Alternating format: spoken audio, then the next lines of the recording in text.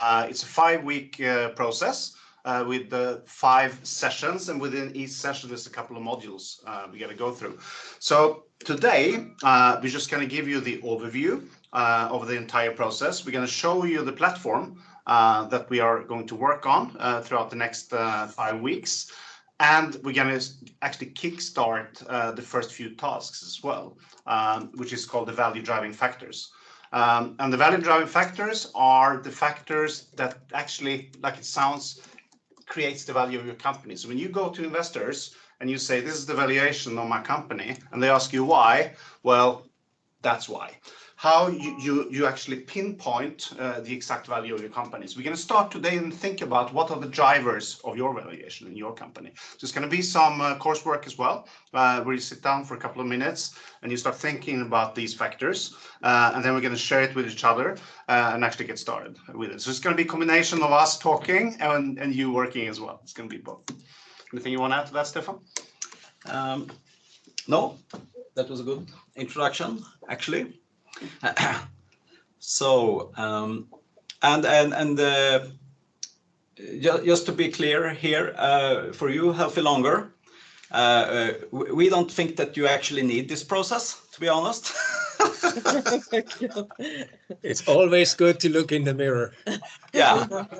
So we haven't bought a license for you for the platform. Okay. But if you want to, you can actually follow the process in these group sessions that we will have. And if you're interested, we can of course talk about that. But due to your background, yeah, we don't think that this is necessary. But you can think about it after this session. You can probably come over to our side and help us run the show. That's what we thought. We discuss after the session, and yeah.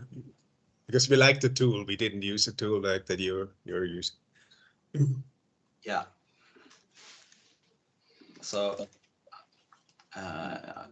Stefan, should we start sharing the introduction of the process? Yes, IRP session now. These meetings invitations sometimes get stuck in the spam, so need to send them again here. Yes, all right. Let's do that. I will share the screen.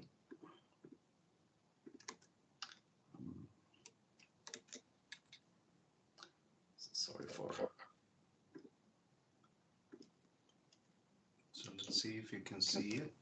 A couple of seconds. Var tvungen att ansluta här också. Så. Share. Can you all see the screen now? Yes. Yes. So this is a process that David introduced you to that prepare you for talking to investor, basically. But it also is about talking and getting your whole team on the same bandwidth in this regards. So it's kind of a coaching tool, but it gives you a report that saves you a lot of time in the meetings with investors, but also inside your team, because you're all on board on the same page. So it's very important. And the background is that most startups fail, as we all know, and the reason is they ran out of cash or they failed to raise new capital. And what we basically see, and not only us, is that it's not that they go into bankruptcy or something. They just become startup zombies. You know, the company is still there, but the founders start to do other stuff, and they don't have any money anymore. So and the company is still there for a few years, and then they close down the business. So, and this is due to that you ran out of cash and failed to raise new capital. And these are the two main reasons. If you add the two first here together, we're talking about almost 75-80% of the reasons: cash and no market need. These are the two main drivers. Then, of course, there's a couple of other things here as well, but these are really the two things we're going to focus on here. Yeah. So why is this? And here are some of the reasons, and one of the problem is about that you promise a lot of things for the investors for the upcoming year, and you underestimate usually how much customers you will get and how much money you actually will earn during this process. But that's the way of motivating the investors to invest. So with this hockey stick prognosis, and some of other problems that you have that you perhaps give the have a too high valuation of a company from the start with, and the investors accept for the next round they need to have a much higher valuation, and causing problems in the later rounds. And the next step is, of course, that you as a founder, you need to have skin in the game in the long term. What we've seen very, very often is that startups raise too much capital too fast to too low valuation, which means that your dilution effect becomes very high. So when you reach VC level and you start going on Series B, for example, you have too little shares to sell. So the VCs won't believe in your company because you don't have enough skin in the game. Therefore, you have to calculate backwards and see how much can you actually go for on each round. Yeah. And that's an exercise we're going to do here. And that's one of the big really good things about this process, that you actually look at the whole journey for the funding journey of the company, the total capital requirement, and you get your investors on board on the whole journey from the start. So and just to be clear, usually founders just think of the upcoming 3 months or 6 months or something like that, and then you need to go back and ask for more money again, and suddenly you're into this loop of just trying to get new rounds all the time instead of getting customers. We can guarantee you that the investors will always ask, when is your next round? Yeah. So if you can have at least a 5-year perspective and show them your planned rounds, that's going to help you a lot. So this process connects your business development process, getting customers, finding out the needs and so on, developing the product so it fits these needs, with the financing process. That's another process that you do as a founder at the same time. So you, as a founder, that's one of the things that makes it so complex to be a startup founder. You need to do both of these things at the same time during this process, at least until you have got the money that you need. So which companies are this process suited for? It is for startups and scale-ups that focus on growth, and it's much easier for technology-based companies compared to service companies. And you need to be open to bring in venture capital into your company, or business angel capital, or other kind of capital. And ideally, you shouldn't have a clear valuation or too many investors already or so far.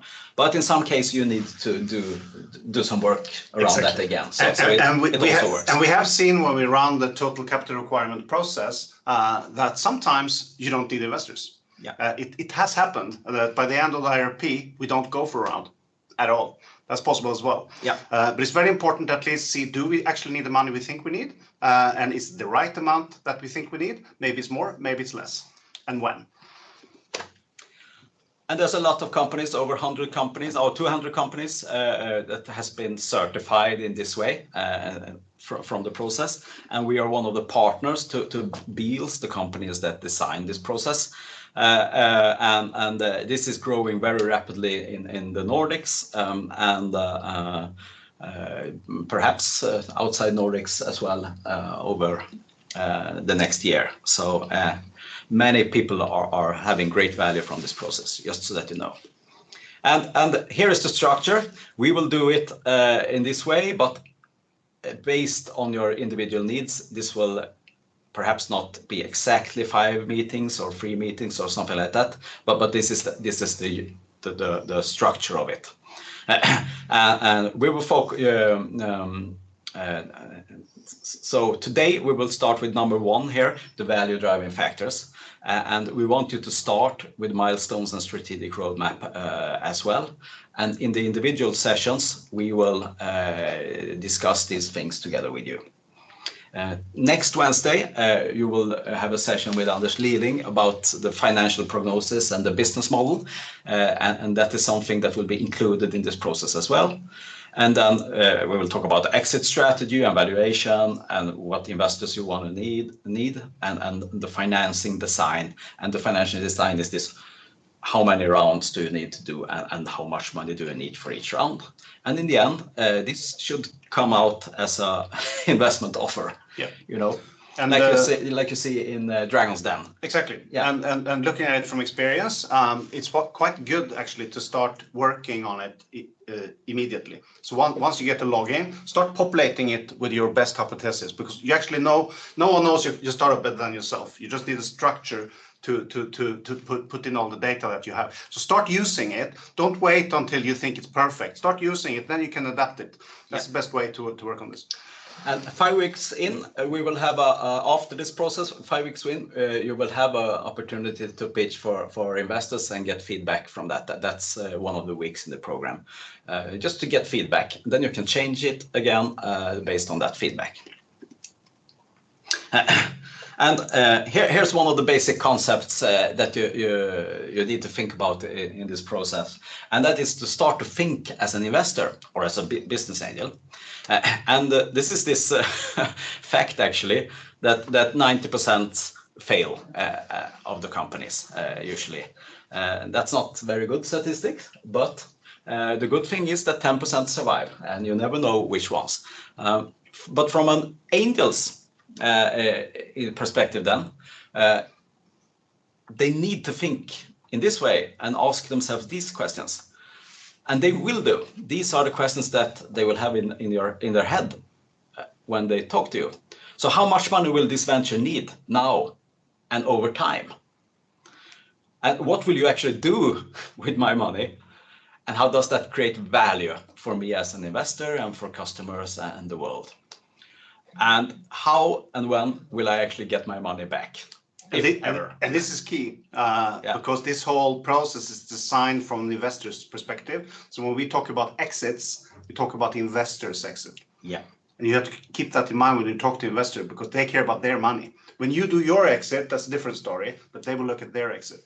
Yeah. Very important difference.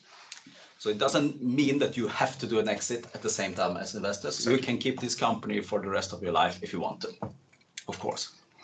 And the investor also has this question in mind: what is the potential payoff of this investment? The potential payoff, and what is the risk versus this potential payoff? So even if they don't ask you these questions strictly like this, these are questions that investors have in their head, and it's so valuable to have great answers to them. So here's the process that an angel, business angel, or a VC or family offices investing in companies need to think about, what we call the angel's dilemma. So please explain this, David. Well, you go ahead. Well, it's about if you as a founder, as a business angel, if you invest for say 1 million Swedish crowns in one startup, since only one of these startups will actually succeed, you will need to invest in 10 companies, so to speak, 10 million Swedish crowns in 10 startups to get to actually statistically actually to win in one of these cases. And as you see in this lower end of the screen, that one of these 10 companies that you invest in will probably generate 10 times the investment. And this company will give you money for all the other investments. In fact, it has to. It has to. Yeah. Yeah. So this is what the business angel is thinking of in their head. Will this company be one of the 10 that will succeed or not? So you have to have the potential to be that company for them to invest. And what we're talking about now is, of course, more professional business angels and VC companies. Of course, you can always find a friend or a relative or a maniac who will invest in you without thinking about it. You know, that's also possible. But that might be a problem later stage when you want to have more professional investors on board. So that is maybe not the best thing to do. So it's good to think about this from the beginning. So as a founder, here's the dilemma then. You want to and you should focus on the idea and customers, of course, but this investor work that you need to be done will take your time and attention.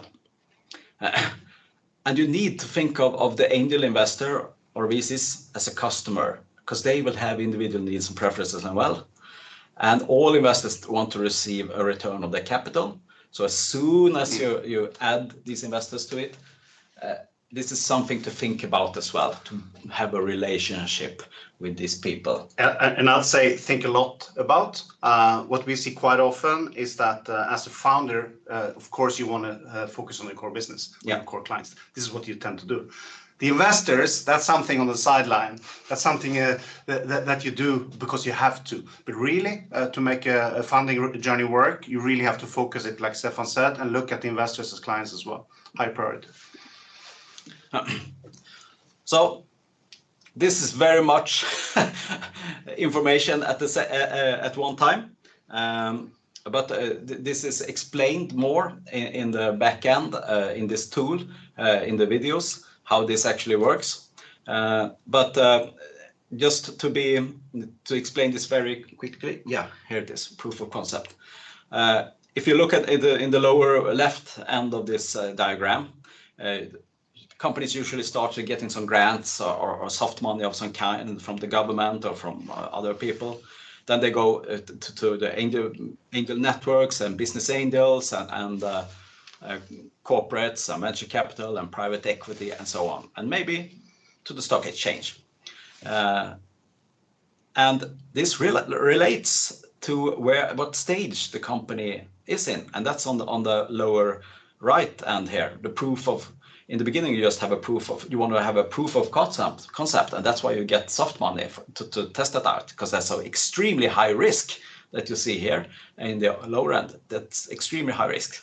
So most of that money that the grants that the government is giving is just wasted in a way, but they don't know which some of them will succeed, and they need to do that because otherwise there wouldn't be anyone investing in these very early proof of concept ideas. And obviously for you as a founder, it's very important to know at which maturity stage do you talk to which type of investors. Because you really need to focus your efforts, because you all have limited resources on the correct investors. What we see very often is that you go out and you talk to everybody. Once you see investor, you talk to them. Nothing wrong in that, because you can always build a relationship over time. But really, for you to make the most bang out of your time, you really have to focus, and then you can group them accordingly to where you are. We will look more about that later in the process. Yes. So what we usually do in the process is that we will work with you in this early stage, in the pre-seed rounds, building your company in these fields. And then, as you see, since the risk is so high, the potential return for the investor needs to be very high as well in the beginning. As your company matures and you have very defined sales already, the risk is much lower, but also the potential reward, of course. But of course, any investor can invest in a company at the open stock exchange instead, getting 5, 10, 20% a year. So why should he do this? This must have a potential to get 10, 20 times potential. And most of you in the cohort, you are here quite early. I'd say that's looking at the current situation in the capital markets. That's not a bad place to be, because the more you move up here, the more difficult it is right now to attract capital. So it's actually slightly less difficult here at the beginning. Exactly. So we will work during this. In the tool, you have 8 exercises 8 things, and in the end, this will come out as a report that you can use for investors. And the most hardest thing, usually for most companies, will be to in the end come up to an investment proposal, because you need to base that on the budget. And some of you already got a budget, of course, and that is part of the process in the financial model here that we will talk about next Wednesday, to actually get this on hold, because you have to have this information finished. It doesn't need to be perfect, but you need to show that you have thought of all these things. So excuse us for having much information in one picture here, but what's it called? This is a step-by-step process to actually do this. Most of you have a SaaS business model where you have a subscription service, which means that you only have to measure your churn, and then you have to look at the rate, an ARR based on that plus. So we look at that as well, but the actual platform here is more or less made for SaaS businesses. Then you can combine that with the hardware, of course, but SaaS is really the optimal way here, I would say, for the investment readiness process. Yeah. So our goal here is that you are on complete agreement about your company's goal regarding this, that you have a well-prepared plan with milestones, and that this is a realistic plan, and you will get feedback during the process to see if this is realistic or not, and that you have an actual financing plan for the whole implementation of the startup's journey. And that the investors can actually see the defined return of this. You can't promise anything, but at least they should be able to see the potential. So I think we'll stop with that and just give credit to Björn. Absolutely. Who is the founder of this process, and you will meet him in the middle of the process here in 5 weeks when we will pitch for investors. Björn will join us, and he will give you immediate feedback on your plan. All right, shall we show the platform? Yes, I think so. See how it looks like, the look and feel. Yeah. And we haven't actually sent you the logins yet. You will receive them, I'd say, probably later on today, Stefan. Yeah. Yeah. If you decide to that you want to do the process, of course. Yeah.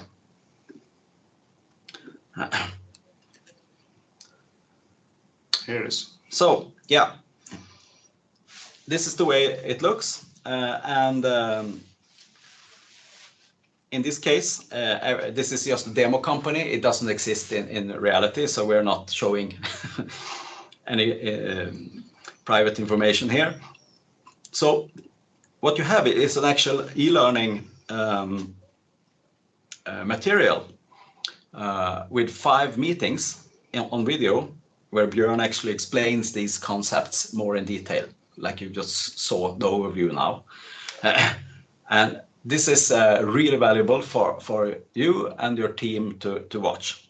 And you also have the presentations and the materials and some other stuff here that you can download and use as well.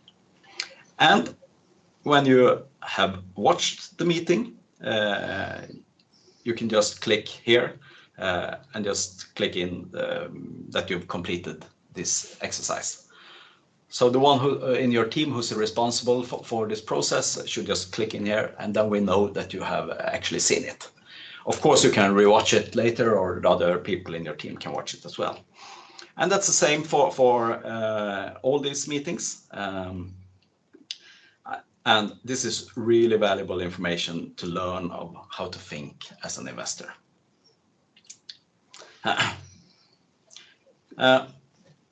On the left side here, you can minimize this if you want to as well. You have these 8 exercises or assignments or whatever you want to call them. And this is a tool where you have your instructions here of exactly how to do it. And then you can actually add the information that you need. So in this case, this information is already pre-filled because this is a demo company. But when you start, there will be nothing here. And it's very easy to add rows if you have saved lives, for example, and a short explanation of what you mean with that. And you put in 100 per year. And it's saved immediately.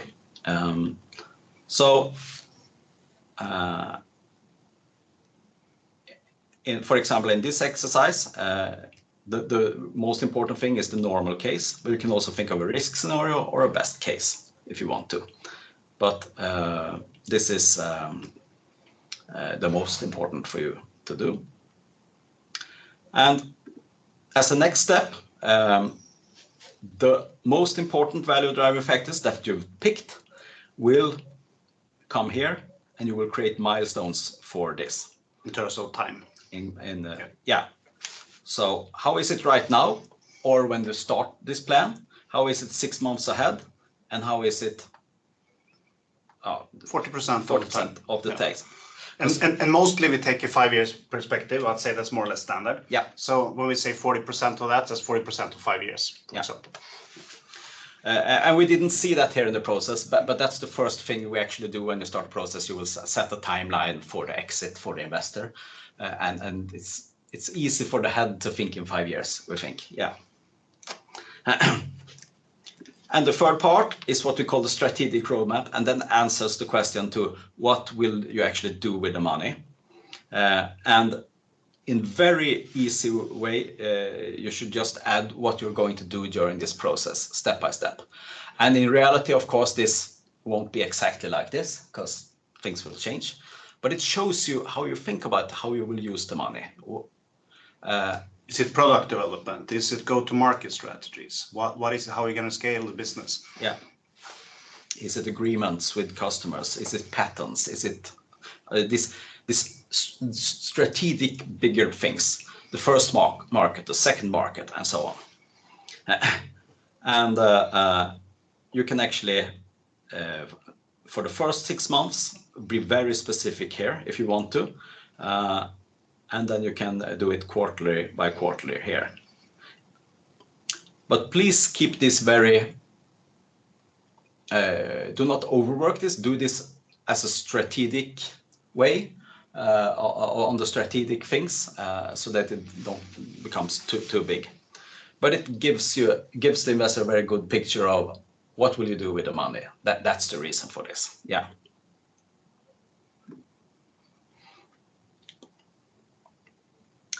The financial forecast and total capital requirements is actually where you upload your own budget, or the budget that Anders Liling and his team will provide you with on Wednesday. You can choose whichever you want to do, or you can use the model that's included here. And Anders is well aware on the process, how it works, so he will help you adapt it so it fits well with IRP as well. Yeah. And also when it comes to total capital requirement, that's in there. We have to look at the cash flow of the company and see how much money you actually make from other sources than investors, to be able to see how much do we actually need in total. Maybe not all money is coming from investors. Maybe you can get some money yourself in creating value in sales, for example. So that's really what we balance it. Yeah.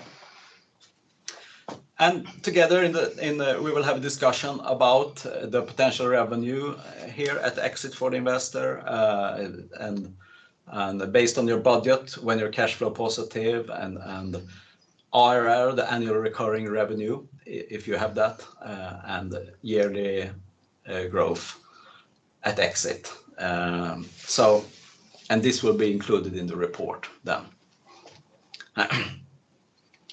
And sometimes you have no idea. Of course, it says 6% here in the, who knows? But it's good to show the investor that you have thought of this, and so that you're not saying 100%, because that might be not possible, you know. But that we think that it's reasonable to have 6% in this case. Okay, good.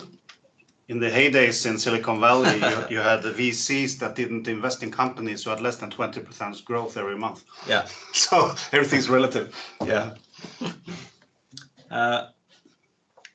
This part of the process is the exit strategy and the fictitious valuation, and we just want to emphasize the fictitious part, because you can't mix that with the real valuation, because you never know the real valuation until you're on the stock exchange, of course. Then you have a daily value of a company. But in this case, we don't know, because the valuation depends on the latest investor who actually paid to get into your company. But we do a fictitious valuation here, and we give some motivation to why we think this is a good valuation and how you actually came up with it.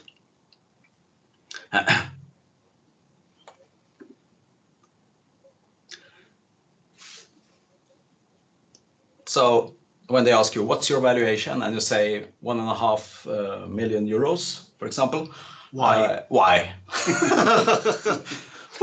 This is why. Yeah. Yeah.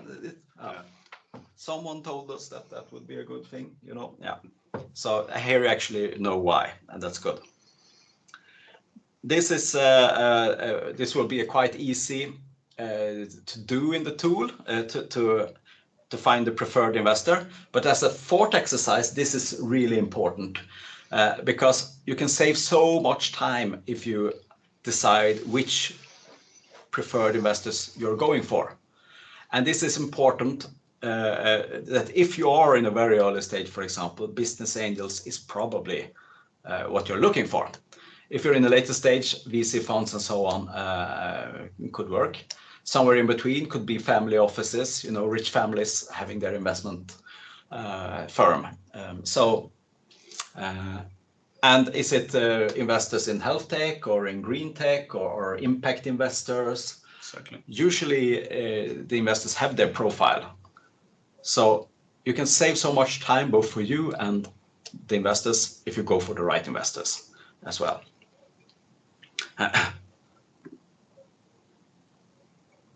And then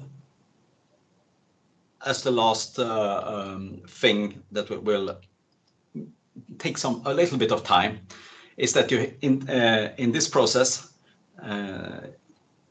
you will do the financial design.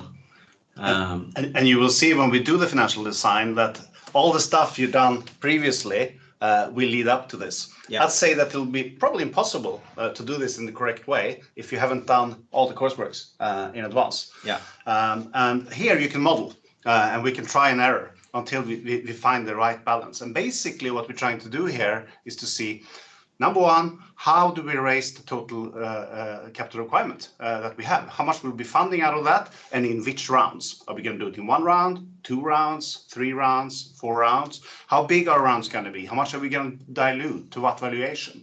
And this is where it becomes very interesting, because here you'll see your limitations. How much shares can you sell in each round? Very important. Exactly. So 1 is the first round, 2, second round, third round. And you can model here different cases if you want to, and see what happens if we have a pre-evaluation of this, what happens if we, and so on. And you can model what you want to, what would be the perfect case for you. Exactly. And we can give a couple of, let's call it corporate governance here. If you look at, for example, a Series A from a VC, which is quite common, I'd say that most of you sooner or later are going to go for Series A. There's certain rules. And one rule, which seems to be more or less universal, is that when you go for Series A, you need to have minimum 50% equity among the founders together. If you don't have that, very difficult to go Series A. So stuff like that, you really need to look at early on. Exactly. And lastly, all of you have some kind of pitch deck. That's fine. And 80% of that pitch deck you can probably use. But then you need to add some more information based on the investment process here as an investment offer. For example, we sell 10% of our company for a valuation of 1.5 million euros or something like that. And you have some statistics behind it. And here's our total capital need and we think we will need 3 rounds or something like that. And this investment offer, it's so important to get real investor feedback on, so you're not just fantasizing. And some will say, oh, that's too much, and some will say that's too low. But David said that we were worth, but David is David, you know. And this is sometimes a bit confusing, And the only thing you need to do here is to decide the investment offer based on the financial design, and just add it to your pitch deck in a nice way. Because that's the first questions. Can you send us a pitch deck? You know, so that we'll look it through. That's what we do. The first thing we always want to do is just to have a look at that and see how it looks. So what do we do when we finish the process, Stefan? What button are we pressing here? Exactly. So the cool thing here is that you will actually get a really nice report based on this.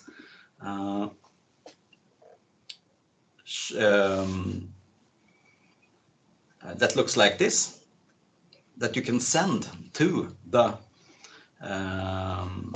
investors with all the information, with your pitch deck and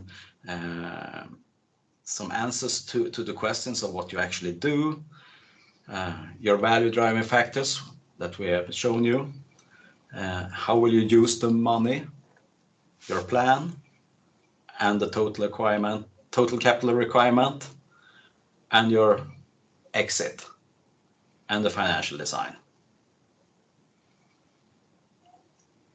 And also your suggested ticket size for this round, and when the round will happen.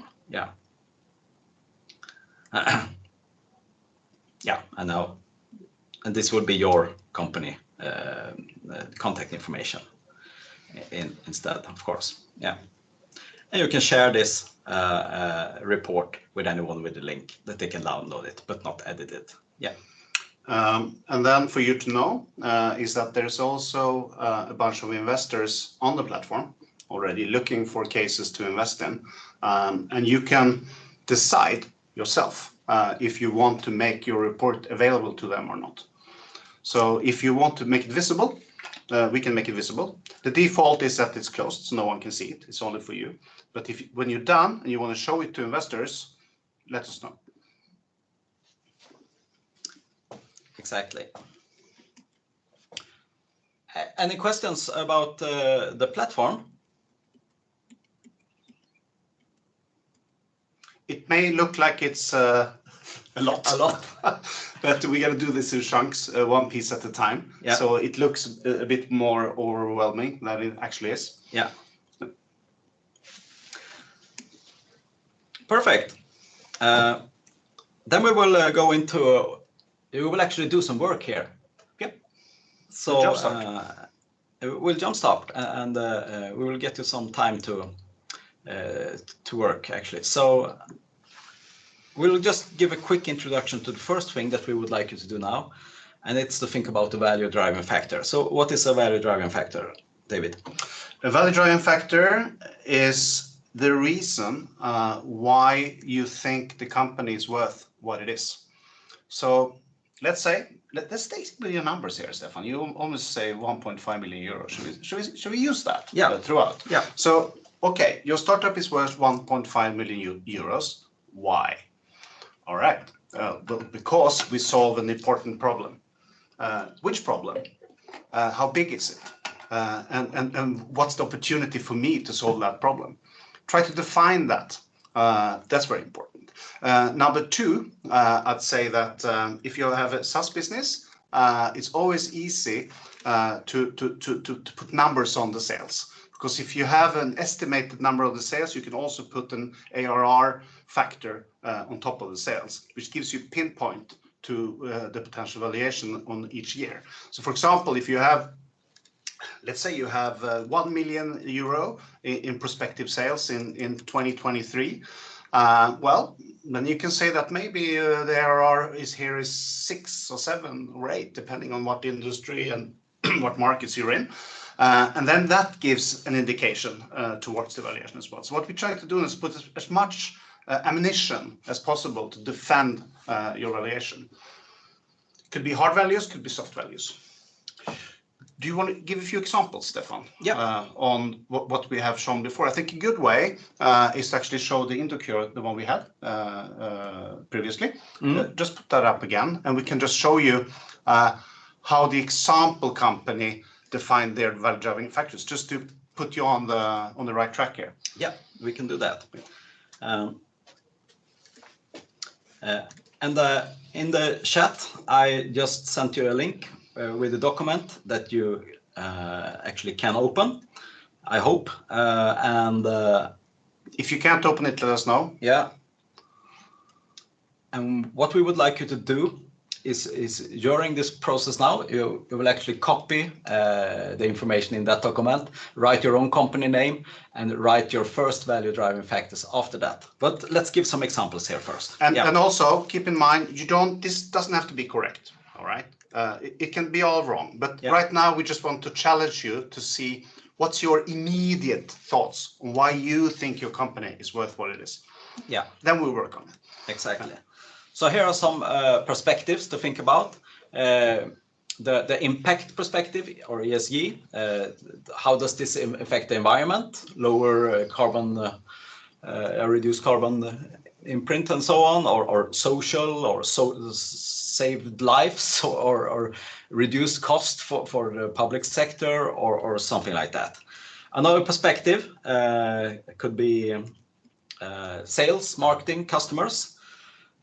How big will your market share be, number of users, number of subscribers, and so on. Brand name, if you have a strong brand name, for example. We don't want you to just say turnover, because turnover doesn't say anything, but number of customers actually do that. Number of customers paying 1,000 euros a month, that gives you the turnover, of course. But it's not the turnover per se that means something. It's that actually have customers paying this, So think about that in that way instead. And also, if you have an unfair competitive advantage, if you are in a position that no one else has, do you know the right person? Do you have access to technology? If you have something that gives you an edge compared to other companies, that's also a value driving factor. Yeah. Unfair competitive advantage. Yeah.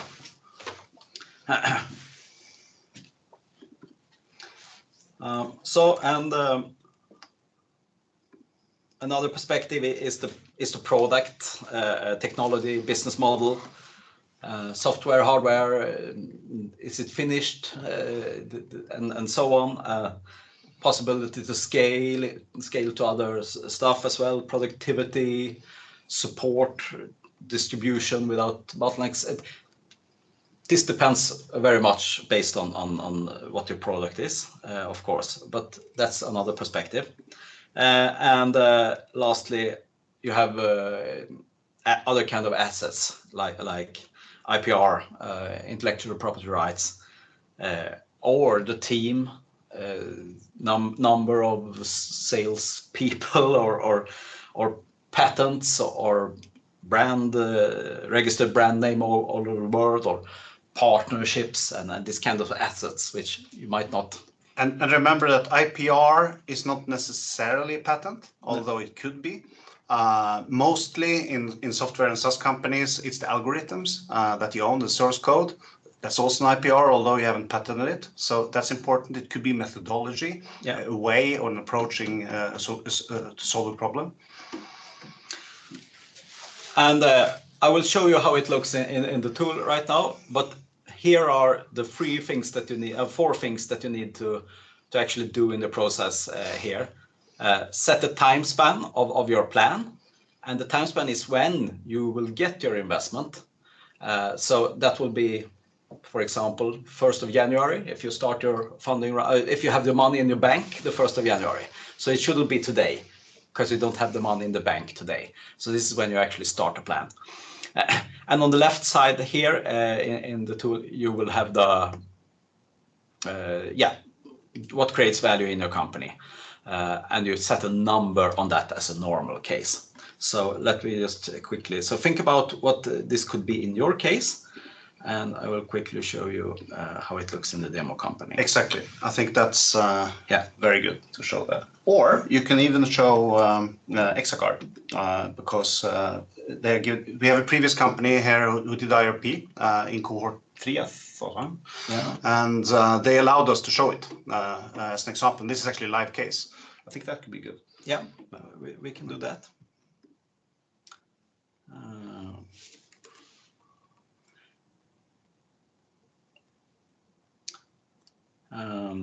Yeah, this is demo case. It's quite a lot of things here, but let's take a look at the Exacard instead.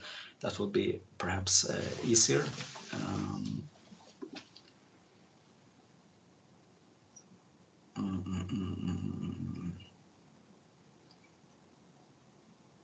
Can you see it? So many here. Right in the search. Ja, precis här uppe. Okay.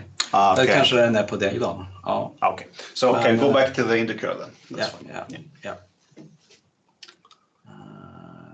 It's gonna take too long if I log in. Yeah. No worries. You can just hide instructions. So yeah, reduction of CO2 emissions. Keep this very short, and then you can, in the description here, you can actually say what it is. So this could be number of end users is the word that they take. Could be number of users, or number of customers, or number of partnerships, or whatever. And some things, brand association is of course hard to set a number on, but then you can say we will be top 20 on the world impact ranking. Yeah, something like that. Or we will have a article in the biggest business newspaper in Sweden, Dagens Industri, or something concrete, you know. I think we had a femtech company who said they're going to be on Oprah within 5 years. So. Yeah. so exactly, yeah. And only think of the normal case. Partner agreements, 8. Patented, 15. So on. 80% PhD, so on. Yeah. All right. So have everyone been able to access the document? All good? Yeah, I can see that there are some people in here. So please copy the text there and write your company name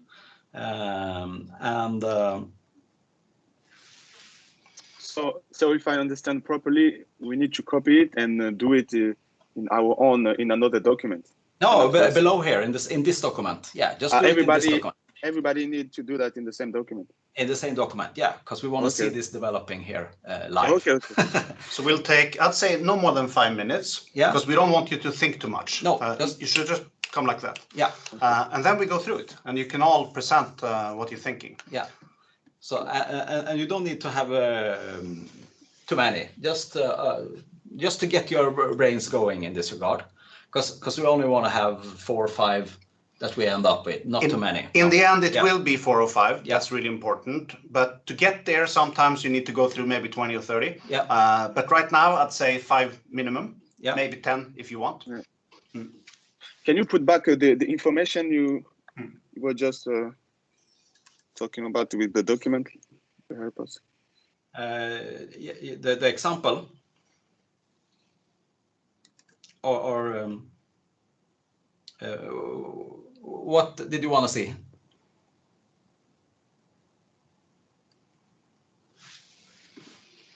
Okay, we lost him.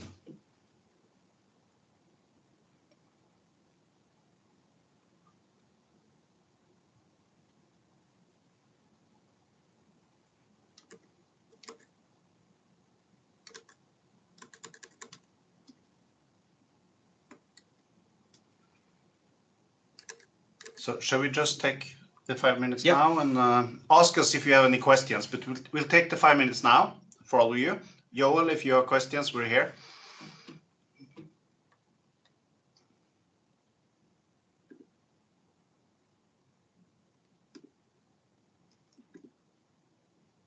Hello, can you hear me? Yeah. Yeah, now we can hear. I was disconnected. I don't know what's happened. Yeah. So what did you say? Because I didn't hear. What is... Yeah. You said you wanted. What did you want to see? Just the document you were talking about just a few minutes ago. In order to... Kör upp in vår indikatorvisare. Det Ja, var just just det. dokumentet. Precis. Vi kan vi se.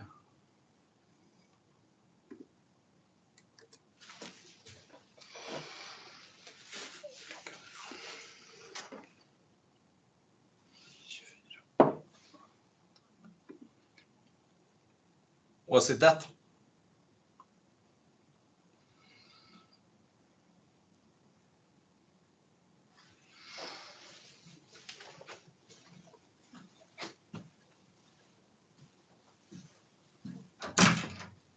Yes. Thank you. Yeah. So these are just examples.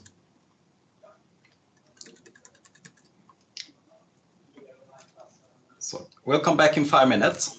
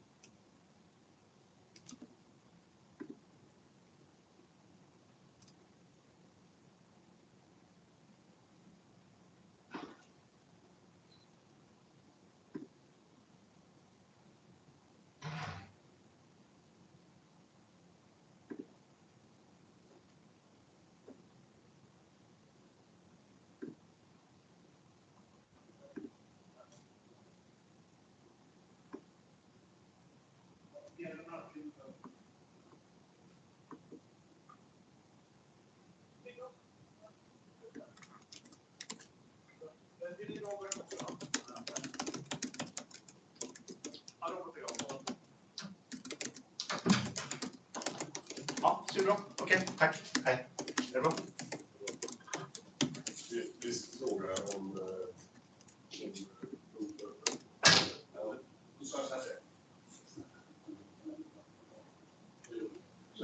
Ingen aning om det.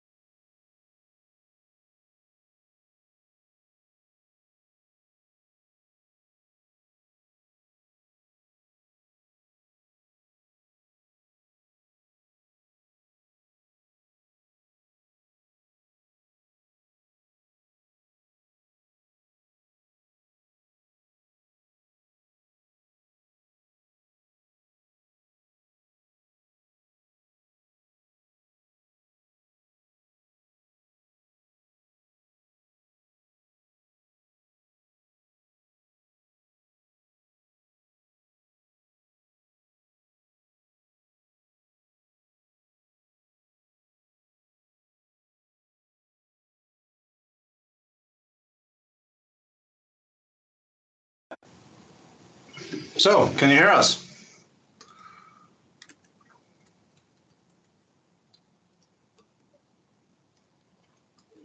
Yes. This is just to get your brain going in this regard. We're online. So if you've worked locally on a computer, please copy it and put it in the shared document so that we can see. And we'll go a quick round now. Yeah. And let you share what you're thinking. And I can see here on top of the document we have healthy longer. You want to take it away? Yep. Pardon us, we were a bit late in connecting to or in opening the document, so there's not that much there. But we thought through some of the key value drivers.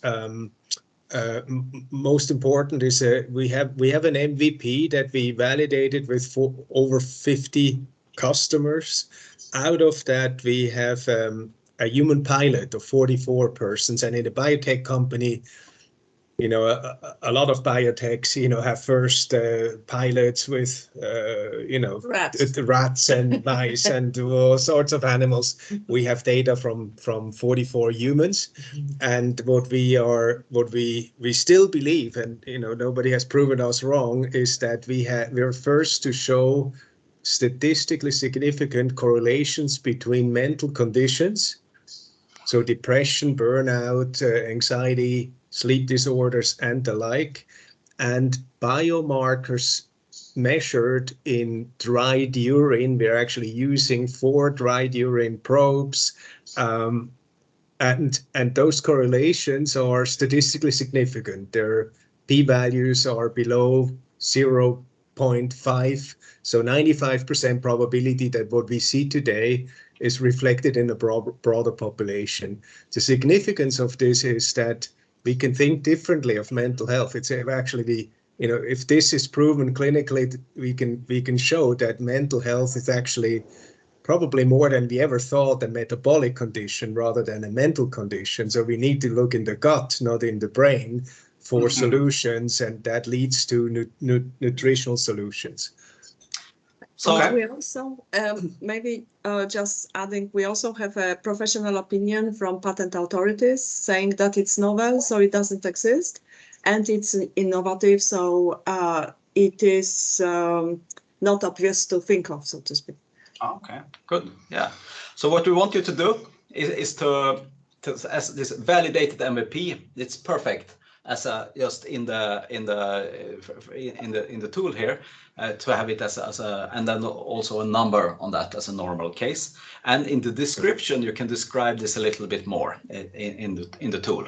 And this relates to all of you. Yeah. So you need to just what's the short basic keep thing. It crisp and brief but to the point. Yeah. But a reflection on this is that this is good. You have a validated product.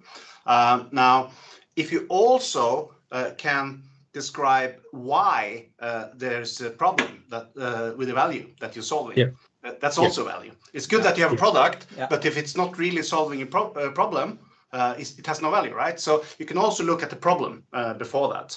After that, you need to find the product market fit and see, yes, the product is working, but is the business model working, and is the client ready to pay what we think we need to make our money? So these are all different things interconnected. So you can think about that. Yeah.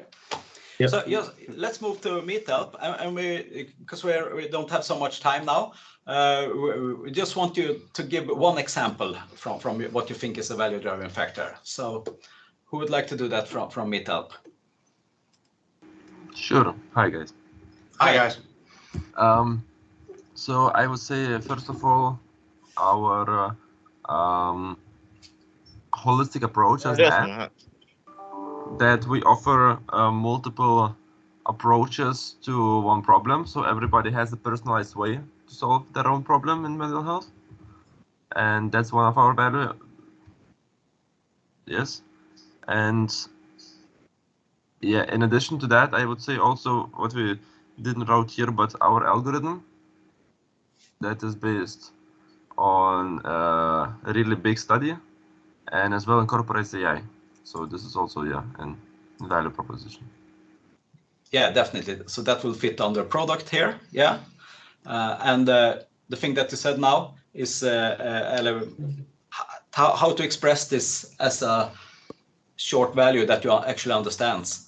50%, mental health cases not resolved correctly. I don't know how to make that into a very quick wording. Just like validated MVPs that we talked about before. If you can try to get that into the value into something like that, and then you can you can describe it a little bit more. I would probably turn it around, focusing on the other 50% that you are solving. That is a value, because now you're describing the problem, which is very important, but the value is actually how you solve the other 50%, right? Yeah. That's a good thought. Yeah. Okay, so just take a quick look at Banex. You have a lot of numbers here. That's great. So ska vi se. Enis, would you like to I will. Sample? Yeah, a sample.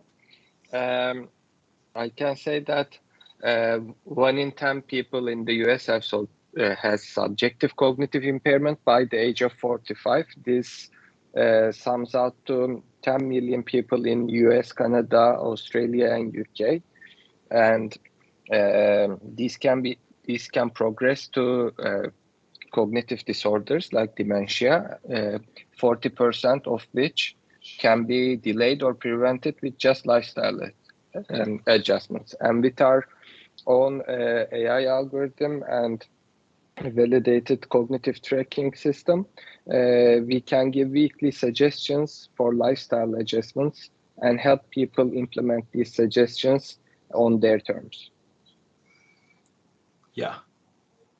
I can continue if you like. Yeah, no, but that's fine. Perfect. Yeah.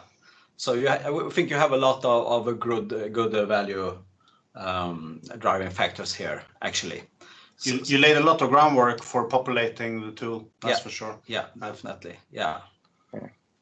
So really good. So, and this could work as inspiration for all of you to show this kind of metrics and quality.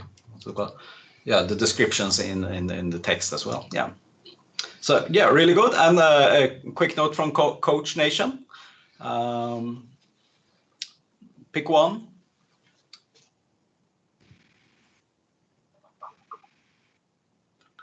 Can you hear me? Yes, we can hear. Yeah. What did you say? Can you give us an example of one of what you think is a value driving factor for your Coach Nation? But because now we try to change our business model, so I will try. So the thing, like right now we want to have like a big impact in well-being and performance within the companies, and we try to focus on the longevity of people in the society, because we know that people work quite a long time, and we want them to focus in a different part of their life. So more regarding the training, nutrition, mental, and the sleep. So basically what we want to focus on. Yeah. So what you could do is to be, this is quite normal that you're just thinking out, you're writing down, and then you need to focus on what is it. So in your case, on the sales, marketing, customer, you can have number of employees, for example, that you're working on, or number of companies, but it could be a big company or small company, so maybe number of employees would be a better. And on the impact side, you can actually say that 10% lower stress reduction by training for employees or something like that, and in this case, this doesn't need to be, perfectly scientifically validated, because that if you're training, your stress levels would go down and so on. But just to give some example of how you're actually impacting in the world. I think for your case, this is a little bit difficult because we know that you're now in a pivoting phase where you're changing the business model from what you thought it's going to be, Yeah. which also means it's very important. Yeah. So we really need to put Yeah. some time on this, I think, together. Yeah. But it's good to start thinking about it. Yeah, it is. And maybe it could be something that we want to go back to this when we have decided the business model and so on, and then you can do it much better. So this is of course possible as well. You can always change this. Yeah. And yeah, really good. This was some concrete examples and of how it usually looks. So it's good to see how everyone thinks. It's important to start to think as an investor. What would be a value for the investor in your company? And think of it that way, and try to set a number on it, or some kind of proof in the future of how this could be actually done. Yeah, that's the task. It's a bit, you know, this wording, value driving factors, is a bit confusing in the beginning. But when you think of what creates value for the investor, you know, of course, it's number of employees buying for this service. It's the algorithm that is doing the work in the app. In the end, that's the value. Yeah. They're investing in. It could be members of a community, for example, or it could be a lot of guys. So we wanted you to think a little bit on your from your own perspective first, and then we now want to show you some examples, more practical, of the value driving factors. But if you see this from the beginning, it's very easy just to see this. So it's good that you have thought about what's the most important thing for us. But here you can see that there's quite practical things that creates value in this case. This doesn't mean that this is the only value driving factors that you can use. You can, of course, have others as well. And remember what I said before, if you have an unfair competitive advantage, that's very important in the value driving factor. Something you have that nobody else has. Unfair competitive advantage. Try to think about that. Yeah.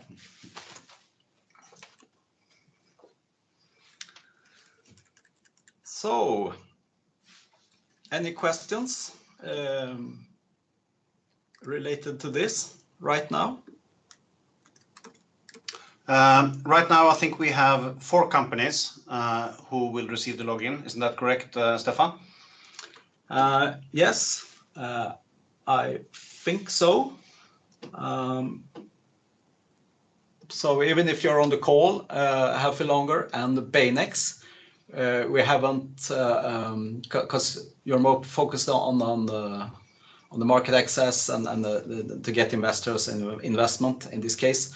So we haven't bought a license for the platform for you, but we can have a discussion if you would like to do it anyway, of course. If you're interested, yeah, if you're let interested. us know, then we have a chat about Yeah, it. yeah. Okay.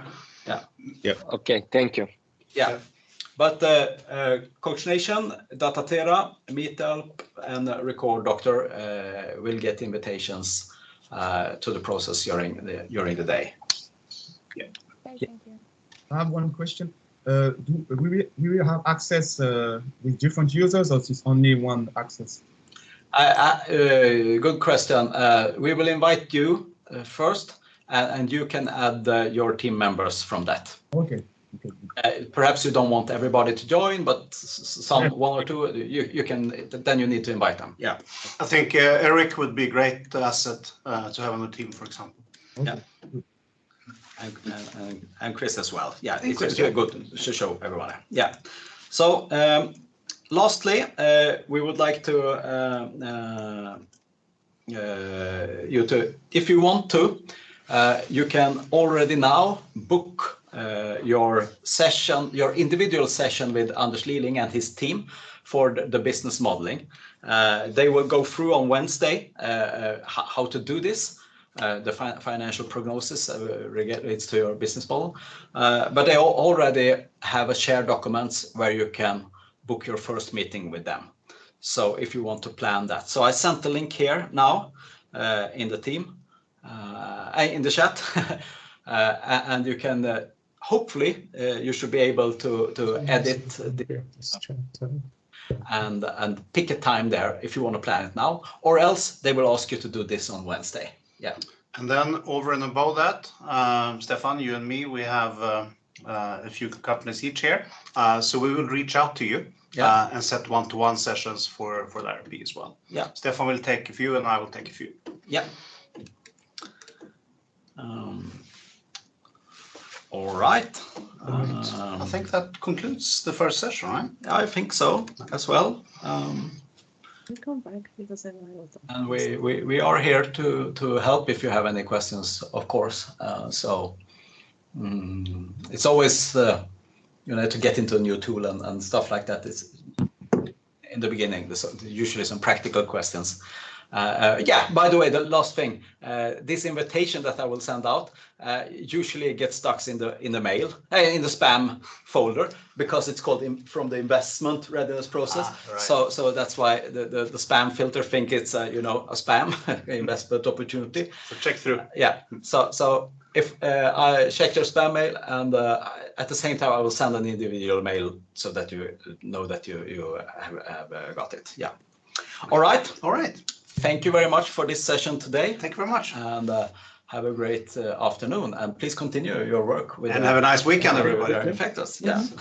All right. Stefan, do you have a minute?